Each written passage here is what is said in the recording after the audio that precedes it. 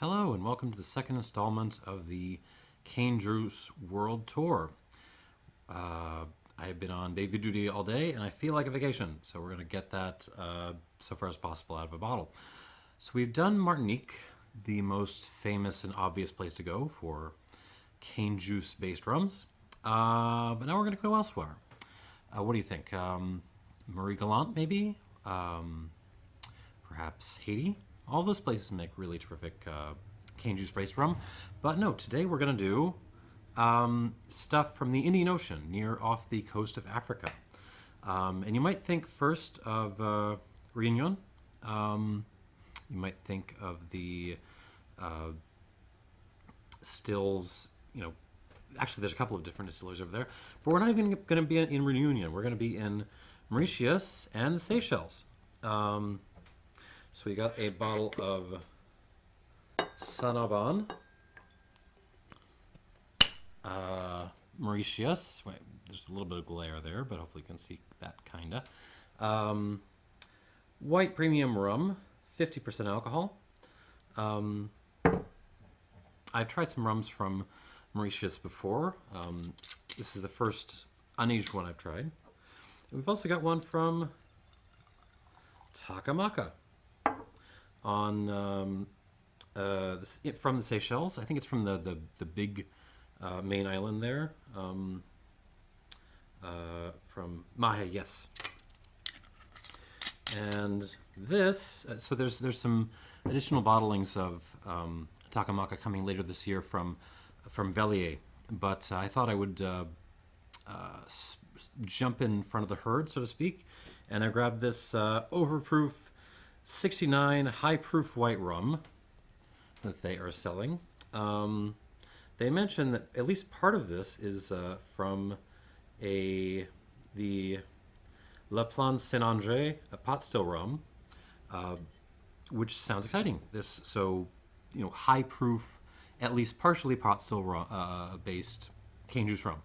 That sounds awesome. All right, let's get started. Let's get into this. First, the Sun Aubin. Now, as a wine nerd, as much as a spirit nerd, the name of this kind of threw me off because Sun Aubin is also a region in Burgundy. Actually, not too far away from Rousseau and Puligny-Montrachet and those big guys in the south of the Beaune. So if you want to buy yourself a bottle of Sun Aubin that is not quite as expensive as those get, here you go. Just go to the Indian Ocean. All right. So this is column-distilled cane juice. Again, it's not a big industrial column. This is a traditional column, not too high up. Bottled probably circa 2020. 50% alcohol. And here we go. So it's kind of the weirder side of cane juice rum. We're not getting as extreme and savory as you get with the Clarins, but you are getting sort of this interesting plastic note, like burning action figures. Some lime wedges, some cotton candy in there. A little brininess, a little bubblegum too. A certain minerality coming in. Some sandstone. Slightly vegetal, but not too much. A little bit of white asparagus, nectarine, touch of white pepper in there. I mean, it's you never mistake this for anything but a cane juice rum. But again, it is throwing those kind of weird curveballs at you with the intense plasticky notes. But it's really pleasant. It's fun. It doesn't smell like the Caribbean. It does not. There's a kinship there, obviously, but it doesn't smell like it's from the same place. It has a different terroir going on in the glass here. On the palate,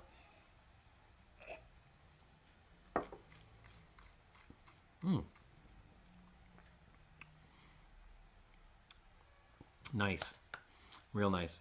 Weird, but actually very nice indeed. Let me try that again.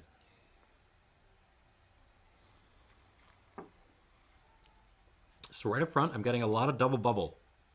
You know, the bubble gum in those little wrappers. Imagine taking like 20 of those out at once, throwing them all into your mouth. So you're getting that intense, bubblegummy, sweet kind of note. I mean, it's very dry, especially in the finish. You can tell there's no actual sugar in this. It's not cloying in any way. But the arrival feels quite sweet and quite, yeah, bubblegummy. Let's go with that.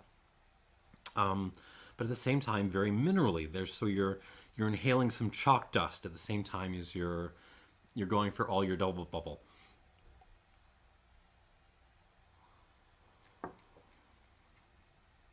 The white asparagus is back. Some lime juice.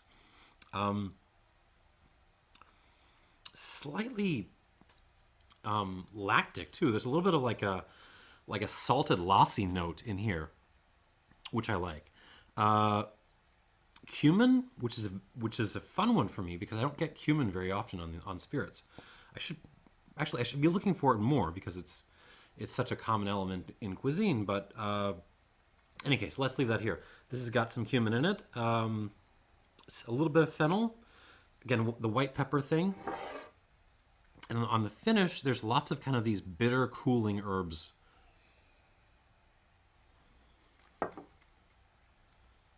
Kind of intermixed. Little fresh peppermint, little fresh basil. Can't find menthol, but it's that kind of thing, you know?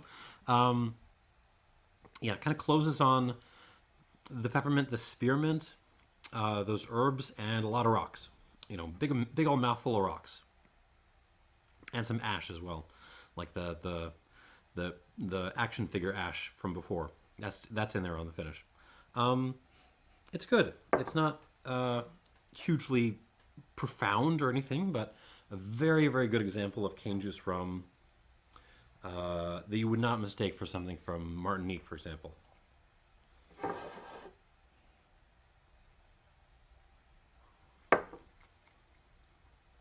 was worried I overwatered that for a second, but no, it's still there. Yeah, we'll come back to that in a second. Actually, it needs a little more. Half a squirt more. All right. And onto the Takamaka.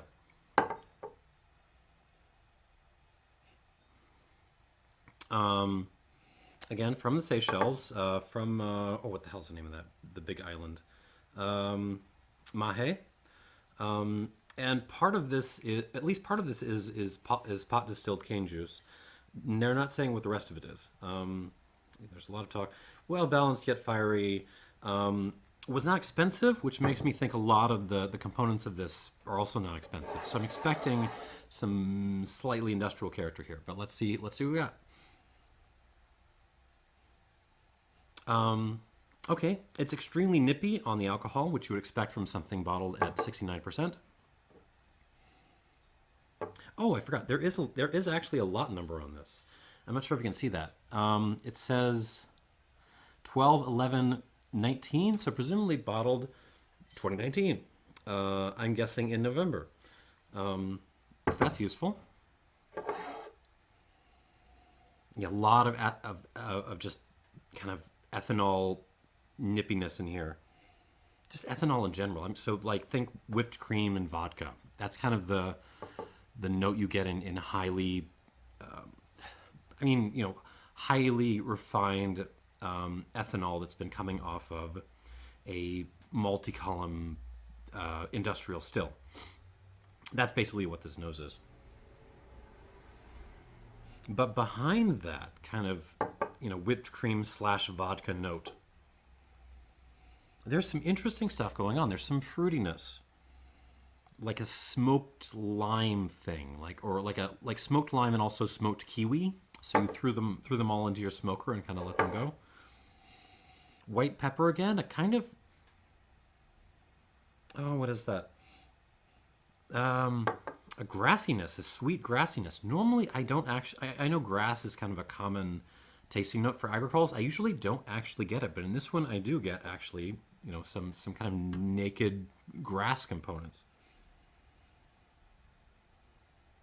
But you're really having to struggle to kind of find those more interesting notes because they're all kind of hidden behind the ethanol. So what I'm guessing this is somewhere in the back there, you've got some kind of fun pot distilled cane juice, and it's all really smothered behind a whole big honkin' load of, you know, 90+% alcohol distilled industrial stuff. Possibly also distilled from cane juice or molasses, I don't know. Impossible to tell, and it really doesn't matter given how refined it is. Let's give it a shot in the palate. So this is 69% alcohol again, so watch for the fire shooting out my ears.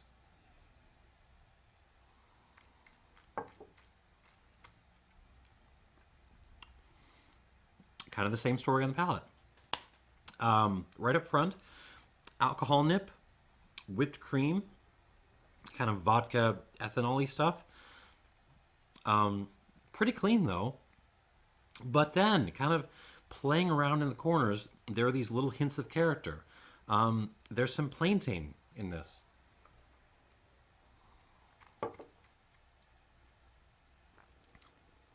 Ooh. Lots of alcohol. Plantain peel, actually. Kiwi. Lime, again. Lime peel, more like.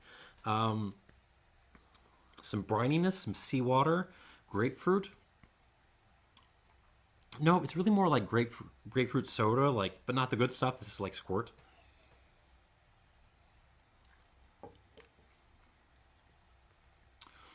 But it's not really punching through the gigantic overcoat of, basically boozy whipped cream. Not, really intended for sipping. You can sort of tell that. But, there's definitely character here. There's something behind all this that's pretty darn good. But it's not really meant to stand out in this bottling. Let's put it that way. So I'm going to give it a couple squirts of water, see if that brings the good stuff to the surface a little more. 3, 4, 5. We're going to need at least 6.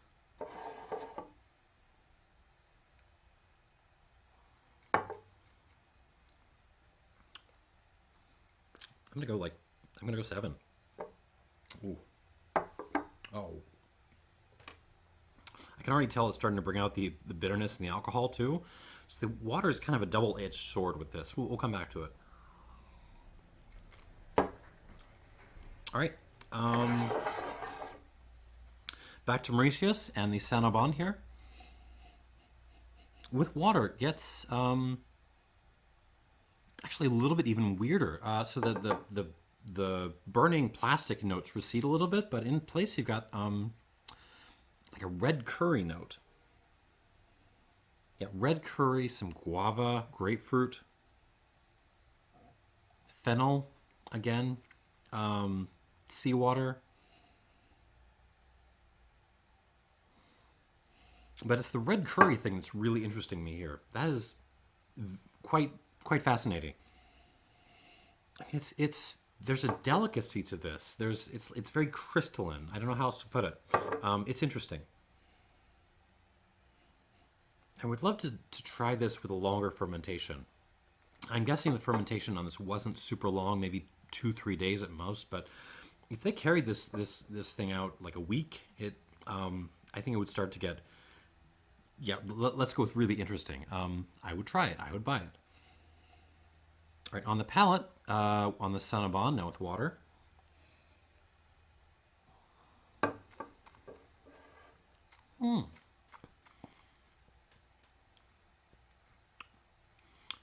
Actually becomes quite soft of all things. It becomes like pillowy soft and creamy.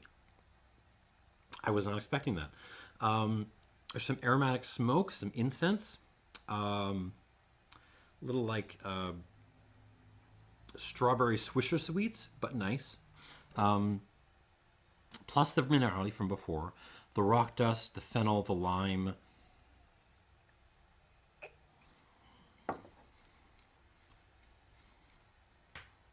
Little hints of the bubblegum from before, but it's really kind of unlocked itself and become more, like this kind of delicate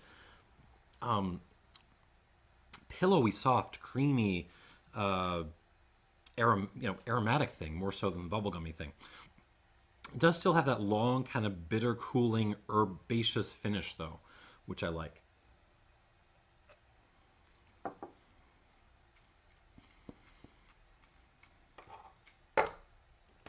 Yeah, I'm into this. Is it my favorite, cane juice-based rum in the world? No, but it's very good, and I'm very happy to have tried this. It just behaves in its own kind of distinctive way, and I would love to try advanced versions of the same thing. Whatever the producers think that will take that to mean. I would give this a good solid 86 out of 100. It is recommended, and yeah, nice little offering there. Try this one more time.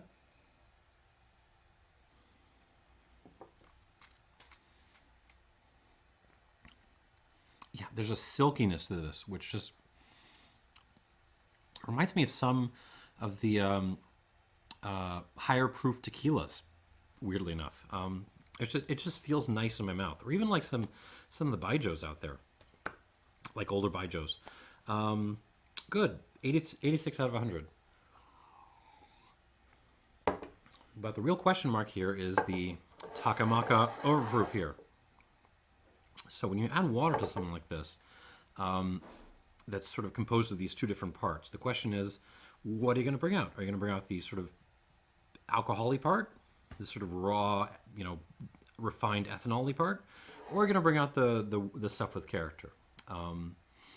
So let's find out. Let's see on the nose.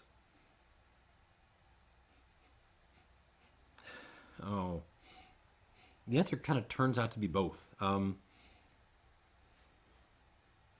Yeah, I'm getting some more kind of fun, smoky fruit stuff coming through, but beyond that, the alcohol is really also coming out to play. There's a kind of bitter, nippy alcohol, like raw alcohol thing coming out. Ooh. So it's like I'm like trying to stick my nose into this thing to kind of get at the fun notes that I know that I can sense are in there, and I can smell them. Like there's some like burning banana kind of notes. But every single time the alcohol just pushes me away because it's very aggressive now with the water. Ooh. Difficult. This is difficult. Let's put it that way. On the palate.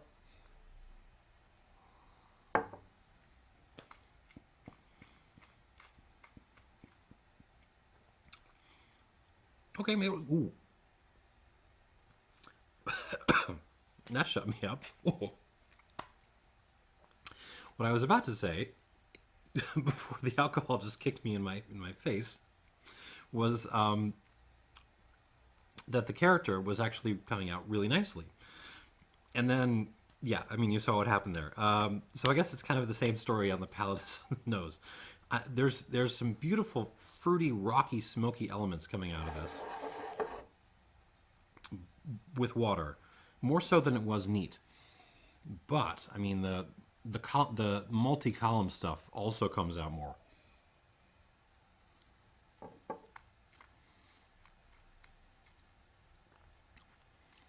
Ooh. And it just kind of takes over in the mid-palate transition to the finish. And the finish is just all, I mean, it's not entirely, but mostly, just kind of high alcohol, boozy, ethanol bitterness. Ooh. One more time.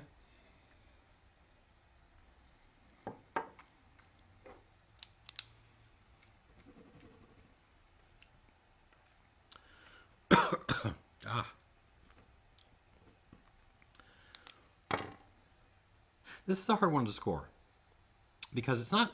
I'm not going to call this good. This is not like a good rum. I mean, it's fair enough for the price they're asking for it, and will absolutely serve, honest duty at the bottom of a punch, or, as a 69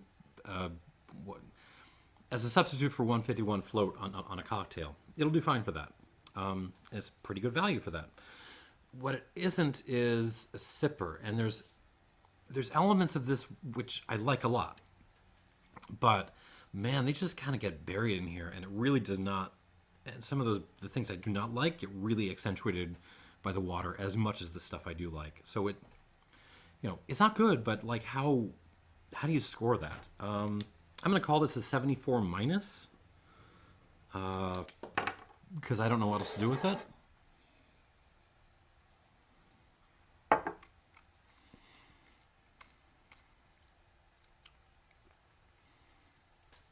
Yeah, if you're making punch, go for it.